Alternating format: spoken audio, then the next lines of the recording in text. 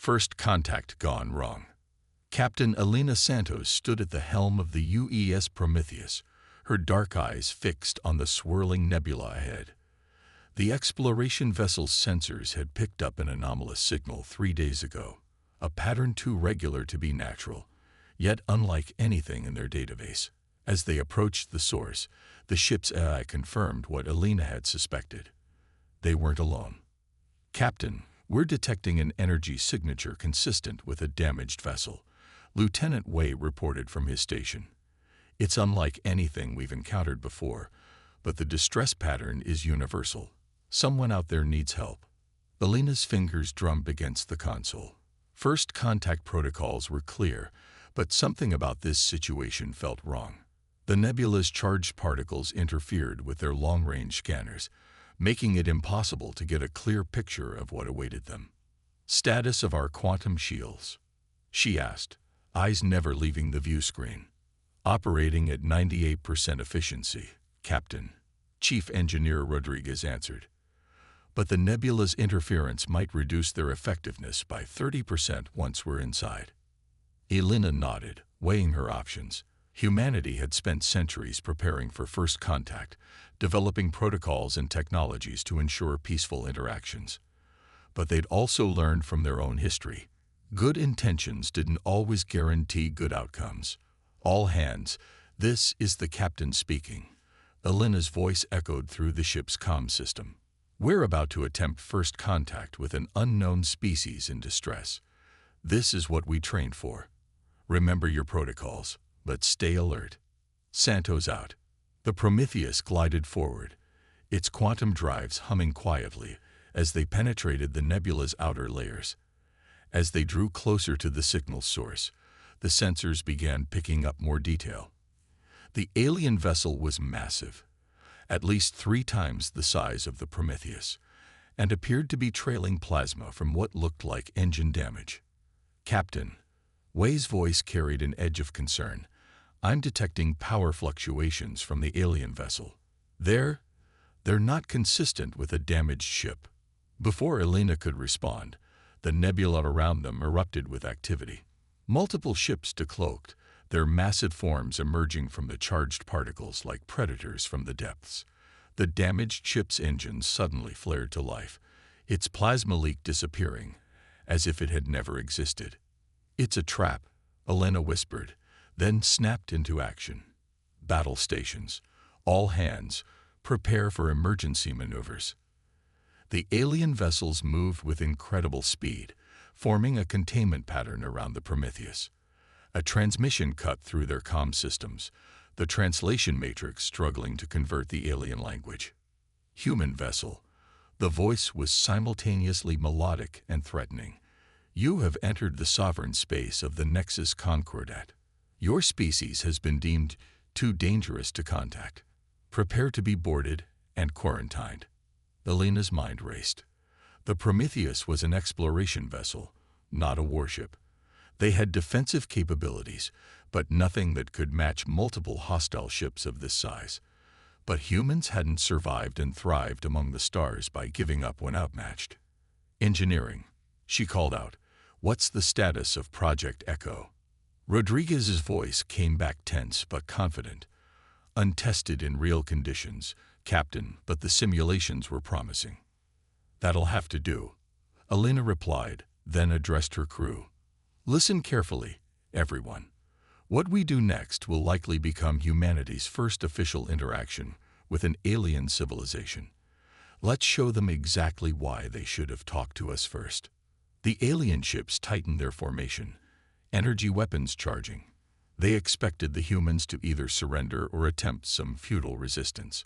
What they didn't expect was for the Prometheus to suddenly split into 12 identical images, each one appearing as solid and real as the original. Project Echo was the latest advancement in quantum holographic technology, designed to create perfect copies of a ship that could fool even the most advanced sensors. The images weren't just visual. They generated matching energy signatures, heat patterns, and even gravitational distortions. As the alien vessels adjusted their targeting systems, trying to identify the real Prometheus among the copies, Alina allowed herself a small smile. The real trick wasn't the holograms. It was what they were about to do with them. Time to show them why humanity's dangerous nature might just be what saves us all, she muttered, then gave the order that would change the course of human-alien relations forever. Execute Operation Lighthouse, the art of deception. Operation Lighthouse wasn't just about creating duplicates. It was about understanding how light, energy, and perception worked together. As the 12 identical versions of the Prometheus hung in space, each one began emitting carefully calibrated quantum pulses that interfered with the nebula's charged particles. Status of the interference pattern, Alina asked, watching as the alien vessels adjusted their formation to track the multiple targets. Building as predicted, Captain, Rodriguez reported. The nebula's energy matrix is becoming increasingly unstable. Our quantum shields are compensating, but their sensors must be getting significant feedback. The alien ships fired their first volley, energy weapons cutting through space. Several shots passed harmlessly through holographic duplicates, while others were absorbed by the real Prometheus's shields. But the real damage wasn't from the weapons. It was happening to the nebula itself. The quantum pulses from the Prometheus and its duplicates had created a complex interference pattern, exciting the nebula's particles in ways that shouldn't have been possible according to conventional physics. The aliens' advanced sensors, designed to work with precision, were being overwhelmed by the chaotic energy readings. Human vessel, the alien transmission came again, this time with noticeable strain in the translated voice. Cease your activities immediately. You are disrupting the fabric of space-time in ways your primitive understanding cannot comprehend. Alina allowed herself a grim smile. Send response. This primitive understanding seems to be giving your sensors quite a problem. Perhaps we should discuss why you've deemed us too dangerous to contact. The Nexus Concordat ships were now firing almost randomly, their targeting systems unable to distinguish real from false through the quantum interference. Each shot that missed the Prometheus added more energy to the nebula, further destabilizing the carefully maintained pattern. Captain, Wei called out, I'm detecting power fluctuations in their shield generators. They're trying to compensate for the interference, but their systems aren't designed for this kind of chaos. Alina nodded. Humanity had learned early in its space exploration that the universe rarely played by neat, orderly rules. Their technology had evolved to embrace chaos rather than trying to eliminate it entirely. The Prometheus's quantum shields, for instance, didn't try to create perfect energy barriers. They worked with the natural quantum fluctuations of space, making them more resilient to unexpected conditions. Execute Phase 2, Alina ordered. Let's show them what else we've learned from studying chaos. The holographic duplicates of the Prometheus began to move in complex patterns, each one generating its own set of quantum pulses. To the alien sensors, it would appear as if space itself was beginning to fold and twist in impossible ways. Ma'am, Rodriguez's voice carried a note of warning. The nebula's becoming unstable faster than predicted. If we don't contain it soon. Understood. Alina cut in. Begin emergency containment procedures and open a channel to the alien fleet. The view screen flickered to life, revealing a being with crystalline features and eyes that seemed to shift color like oil on water. Alina recognized the signs of advanced genetic engineering. This species had been modifying themselves for countless generations. I am Overseer Xar of the Nexus Concordat, the being announced. Your actions threaten the stability of this entire sector. You cannot hope to control the forces you're unleashing. That's where you're wrong, Overseer, Alina replied calmly. We don't need to control these forces. We just need to understand how to work with them. Right now, my ship is the only thing preventing this nebula from collapsing into a quantum singularity. Your weapons and our interference pattern have created a cascade effect that only our technology can stabilize. She let that sink in before continuing. You called us primitive, deemed us too dangerous to contact. But here's what you don't understand about humanity. We don't advance by trying to master the universe. We advance by learning to dance with chaos, to find patterns in the randomness. Now, shall we discuss terms for preventing this sector from becoming a very costly lesson in human ingenuity? The crystalline features of Overseer Carr shifted, displaying what Alina hoped was the alien equivalent of concern. Around them, the nebula continued its chaotic dance, a testament to humanity's unique approach to understanding the universe, not through domination, but through adaptation and innovation. Perhaps, Carr said slowly, we should reevaluate our assessment of your species. Alina's response was interrupted by a sudden alert from Wei. Captain, multiple new signatures detected at the edge of the nebula. They're not Concordat vessels. The situation had just become significantly more complicated, and Alina knew that both humanity's reputation and countless lives now hung in the balance of what happened next. Breaking point. The new vessels emerged from the edge of the nebula like dark stars, their hulls seeming to absorb rather than reflect light. Alina's tactical display identified 12 ships, each larger than the Concordat vessels, arranged in a formation that her combat systems recognized as both defensive and threatening. Analysis, Alina commanded, keeping her eyes fixed on the new arrivals.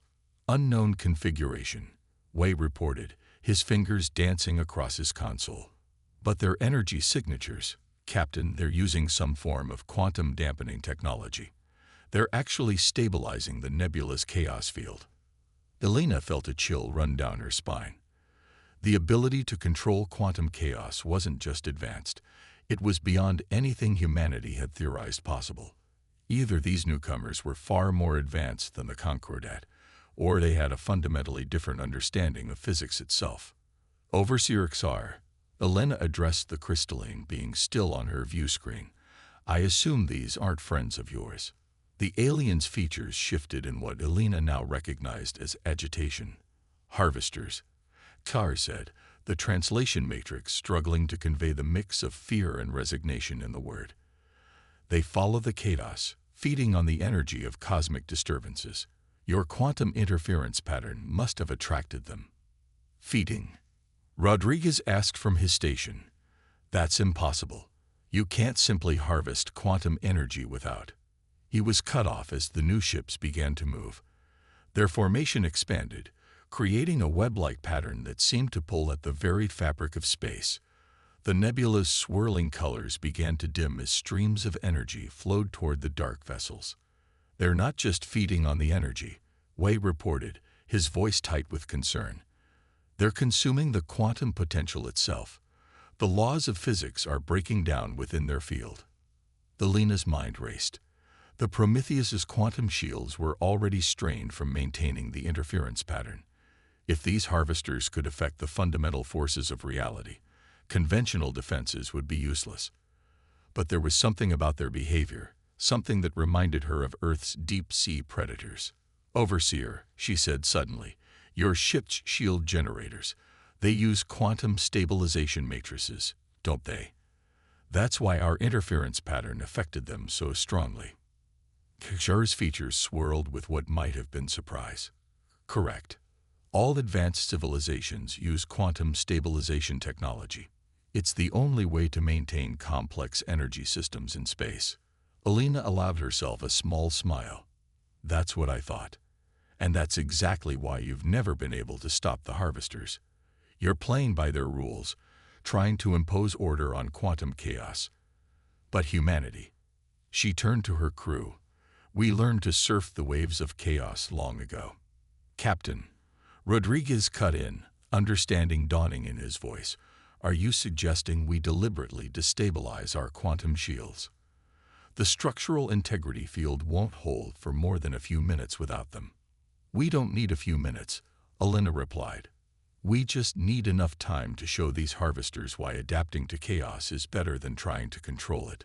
She turned back to Xar. Overseer, I'm about to do something that your species would consider insane. I suggest you move your ships back to a safe distance. The crystalline being studied her for a long moment. You intend to fight beings that even the Concordat fears, with inferior technology and a single ship. Not fight, Alina corrected. Teach. Humanity's greatest strength isn't our technology or our understanding of physics. It's our ability to turn our limitations into advantages. She switched to ship-wide communications. All hands, this is the captain. Prepare for emergency protocol Omega. And someone wake up Dr. Park. We're about to test his quantum resonance theory ahead of schedule. As the crew rushed to their stations, Alina studied the approaching harvester ships. They moved with the confidence of apex predators, secure in their technological superiority. But they had never encountered a species that treated quantum chaos as an ally rather than an enemy. They were about to learn why the Concordat's initial assessment of humanity as too dangerous to contact might have been more accurate than they knew, just not for the reasons they thought. Begin quantum shield modulation, Alina ordered. Let's show these energy vampires what happens when their food fights back. Understanding the enemy. Dr. Sarah Park arrived on the bridge looking like someone who'd just been pulled from a deep sleep, which she had.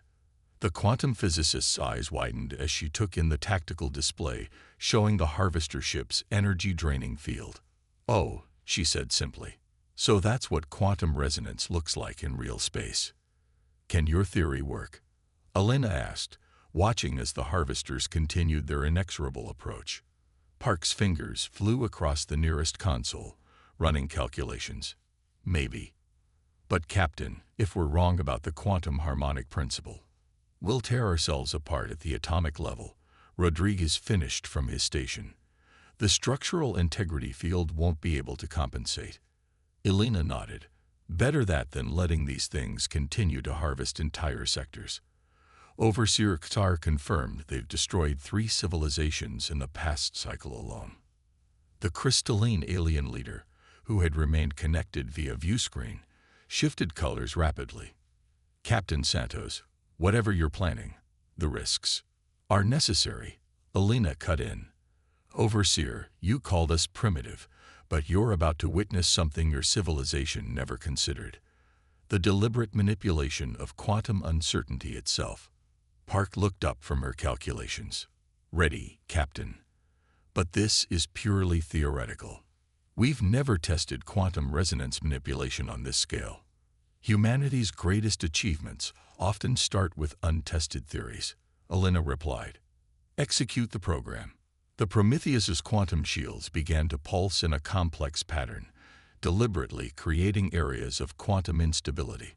To the external sensors of both the Concordat and harvester ships, it would appear as if the human vessel was having a catastrophic system failure.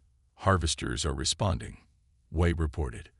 "They're adjusting their formation to maximize energy absorption." "Perfect," Park muttered, making minute adjustments to the quantum field. "They think we're easy prey. They don't understand that quantum uncertainty can be." She never finished her sentence. The space around the Prometheus suddenly lit up with impossible colors as the quantum resonance pattern took effect. The ship's deliberate instabilities weren't random. They formed a complex mathematical pattern designed to interact with the harvester's energy-draining field. "What have you done?" Sar's voice carried both awe and horror as the effects became visible. The harvester's energy absorption field began to fluctuate wildly. Where before they had been drawing in the nebula's energy in controlled streams, now they were being bombarded with quantum potentials that shifted faster than their systems could adapt. "We're not trying to impose order on quantum chaos," Park explained, her voice tight with concentration as she maintained the resonance pattern. "We're creating a feedback loop of uncertainty. Their technology is based on consuming and controlling quantum energy. Ours," she allowed herself a small smile, "ours is based on surfing the waves of probability."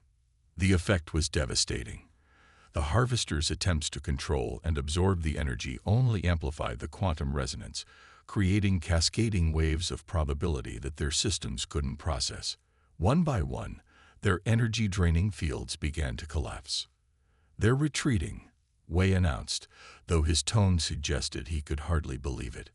Alina watched as the dark ships pulled back, their formation breaking apart as they struggled to deal with the quantum chaos their own technology had helped create. "Sometimes," she said quietly, The most effective defense isn't a stronger shield, but understanding how to use your enemy's strength against them. The bridge fell silent as the last harvester ship disappeared into the depths of space. Only then did Rodriguez speak up. "Captain, you need to see these readings. The quantum resonance pattern, it didn't just affect the harvesters. It's changed something fundamental about this entire sector of space." Before Elena could respond, Overseer Xar's image shifted dramatically, its crystalline features rearranging into what she now recognized as an expression of profound revelation. "You've created a quantum barrier," the alien said. "A region of space where energy can never again be harvested or controlled in the traditional way.